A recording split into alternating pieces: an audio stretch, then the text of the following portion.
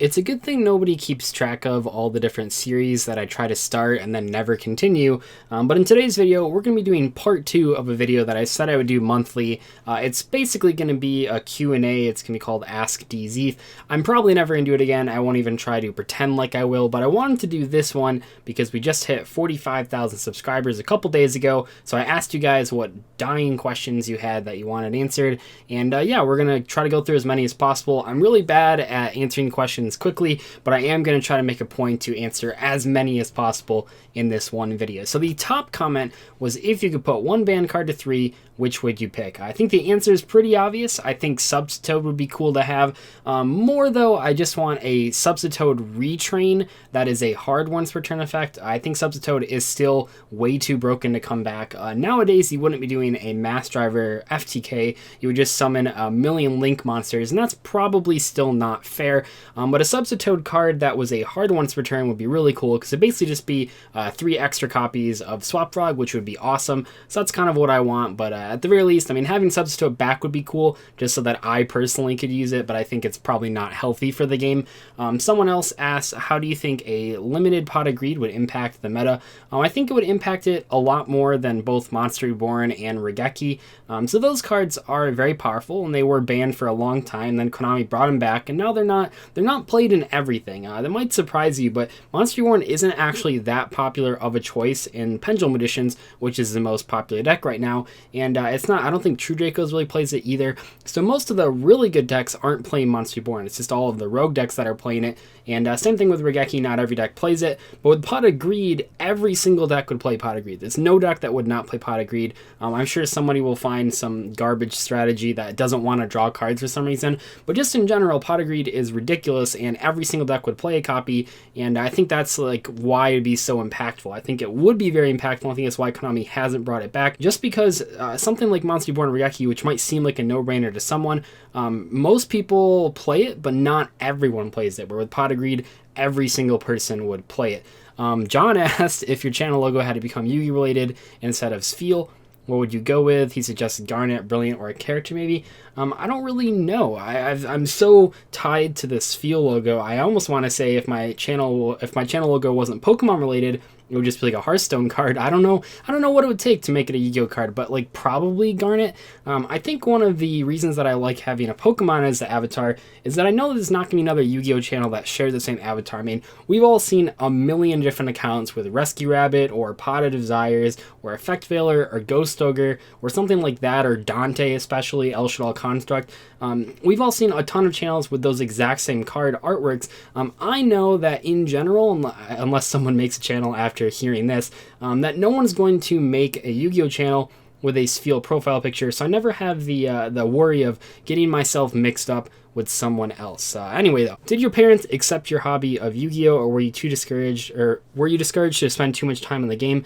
I didn't really spend that much time playing Yu-Gi-Oh throughout my childhood and high school. I mean, like, I played it, but I think my bigger thing was video games, not so much card games. I think I really got into those at the end of high school and then early college. But I mean, in general, yeah, my parents are very accepting of any hobby that I wanted to do, including Yu-Gi-Oh. There were many times my mom drove me to regionals and just sat there the whole day, and that was really awesome of her, and I don't think not every parent would do that, especially when that works like 5 days a week or whatever. But yeah, so she would drive me to regionals and just sit there and like do work on her laptop or something while I was at the tournament, and that was really cool. So I'd say just in general, my parents are very open of any hobby that I wanted to do. Someone asked, are you a pack opening channel? No, we are a Legendary Collection Kaiba box opening channel. Definitely never open packs though. What's your favorite new theme coming in the next few sets? Brandish, Troymare, Layer of Darkness, For Hire. I can't believe that's that name. I don't have a great answer. I don't really look at OCG cards too much. I've mentioned this a couple times. I simply don't have the time to look at, I barely have enough time to look at what cards are out, but I definitely don't have enough time to look at cards that are coming out. So I like roughly know what those cards do. I know Brandish have like a lot of spells. I know Troymare are kind of interesting. I think one of the Troymare is like a Gemini Seraphinite. Layer of Darkness I haven't really looked into. For Hire I think aren't very good. So I'm not really looking forward much anything just because I focus on the here and the now, and so, sorry I don't have a great answer for that question. Anyway though, moving on, Galactic God asked, what advice would you give to an aspiring YouTuber or YouTuber? And I think you know Galactic God because you were a huge channel and a very big influence on myself when I was first starting out. In general though, I'd say that just do it for fun at the start. Even as someone that started out 2017 with like 6,000 subscribers, it basically took me 9 months of doing daily content for not a lot of money to get to the point where I am right now. So it's a lot of hard work. It's a lot of long nights editing and coming up with new topics. So I'd say when you first get started, because it really is so hard to make money, especially just starting out. It's really tough to actually make back the money that you actually, for the time that you put in. So just do it for fun. Make whatever types of videos you want to make whatever kind of style you want to do in your videos. Don't really try to copy other people. I think that's like one of the biggest things that I'd say is that when you're just starting out, it might seem easy to just look at what the bigger YouTubers are doing and just copy them verbatim. That's a really, really bad idea. It might not seem like it, but all of the big tubers pretty much got where they are by doing original content. That their content now might not be original just because now the content that they're making people saw was successful and other people copied it. But when they were doing it originally, they were like the first people to do it, which is why they're so big. If you look at my channel, I'm one of the very first people, as well as like Rank 10 Yu-Gi-Oh, to really do this sort of, I don't really want to call it a video essay style of video, but almost like a video essay, not so much like a Yu-Gi-Oh replay, or we're not in front of a camera or anything, and you can see us sort of blow up on the Yu-Gi tubing realm. So I'd just say try to be unique going forward and don't copy bigger channels.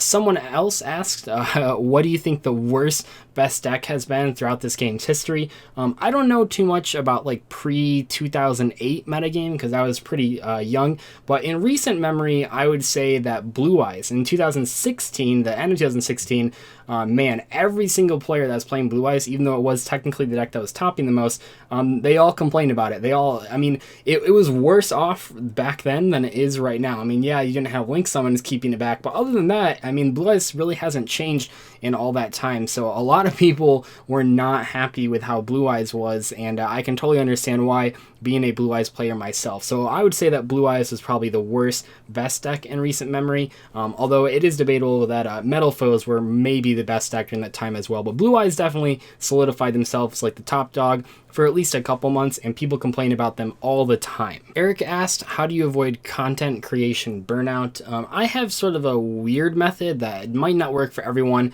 and probably has lost me some views.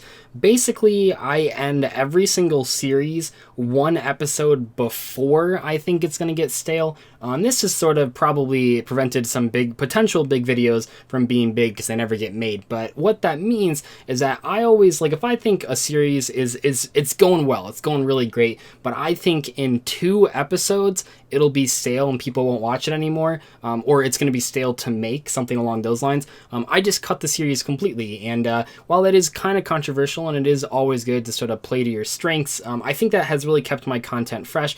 I jump from series to series, and sometimes I only do like 1 or 2 videos in a certain style, and that way I never get bored of what I'm doing. But in general, just trying to diversify what you're doing is pretty much the easiest way to avoid that sort of burnout, although I would be lying if I said I didn't feel it sometimes. I think the biggest time was after the WCQ this past summer, but before we got a new ban list. I wasn't happy with the format. My channel was growing fairly well, but I just hadn't really found what I wanted to talk about yet. That all changed when I got to September, but basically that a couple months in between there were really awkward for me as a content creator, although obviously I came out of that.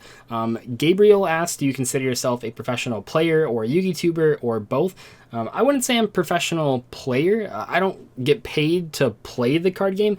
Obviously, well, maybe not obviously, but I am a professional YouTuber, or YouTuber, as some people would say. That is my main source of income, pretty much my only source of income. I was able to quit my day job back in October for it. So I would definitely consider myself a quote-unquote professional YouTuber, only because professional basically just means when you're getting paid to do something. So in that way, yeah, I am sort of a professional YouTuber, but I wouldn't consider myself a professional player, and especially considering game. There's been months that have gone by without me playing in like a locals or anything, so I don't know if I can really call myself a professional player if I'm not playing that often. Someone asked what my favorite legacy monster was. I mentioned this earlier, but I don't really have a lot of ties to like the original Yu-Gi-Oh series. I mean, I remember watching it as a kid. I watched it in the morning before school, but I didn't really like attach myself to any of those monsters. So I think if I had to answer this question just by default, I would have to say Blue Eyes, just because that's the most recent legacy monster deck that I've played and also that I own. So I guess Blue Eyes by default,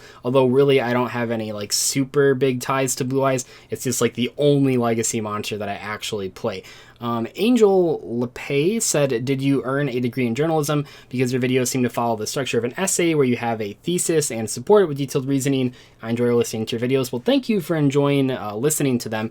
And no, I do not technically have a degree in journalism. I am about to get a degree in English and communication, so that probably plays a huge role. But the more important thing is that I wrote articles about Yu-Gi-Oh! For about 6 years, from 2012 all the way to 2018. And because I've written so many articles, those did have to have a lot of structure to them and a lot of editing done to them. So all that article writing definitely translate very well over into video making. I'm just speaking what I would have written down. So if it seems like it kind of listens like an article would read, that's probably why. And the last question is, if you could create your own archetype, what would it be based on and how would it play? I don't know how it would play, but I want just walrus cards. I'm pretty sure I answered this question in like every single Q&A when someone asked me what type of card I've wanted. But clearly Konami isn't making these types of cards, but I want walrus cards. Every other card game, Hearthstone, maybe Magic, Pokemon, mainly just Hearthstone and Pokemon, they all have walrus cards, and Yu-Gi-Oh! Doesn't. I don't know if Konami doesn't know they exist, but they do exist. They're real things. They're real blubbery, wonderful animals, and we don't have any Yu-Gi-Oh! Cards that are walruses, so hopefully someday we'll get a walrus card, and I don't care what it does, I'll just play it in anything. What would be really cool is if it was a level 2 normal monster that's an aqua type, because then I could play it in frogs with Rescue Rabbit and Frog the Jam to make this like really terrible deck that makes Toad sometimes. And anyway though, that is going to be all the questions I'm going to answer. There were a lot of great ones, and maybe I'll spend a live stream sort of going over the ones that I couldn't answer in this video, but I don't just want to sit here for like an hour answering every single question, because there were like 200 to 300 of them. But thank you so much for people that did ask them. I really appreciate it. And yeah, I'll hit 45,000 subscribers. Only goes up from here. It's been a crazy month for me, so I can't wait for April, and I will see you guys later. Goodbye.